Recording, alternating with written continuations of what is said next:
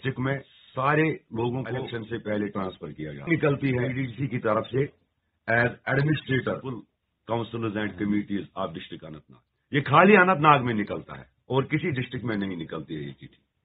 مگر ہمیں آج محسوس ہوا کہ کسی نہ کسی سازش کے جان بوجھ کر اس مرکزی شہر اسلام آباد کے ساتھ کوئی کنسپریسی کھیلی جا رہی ہے.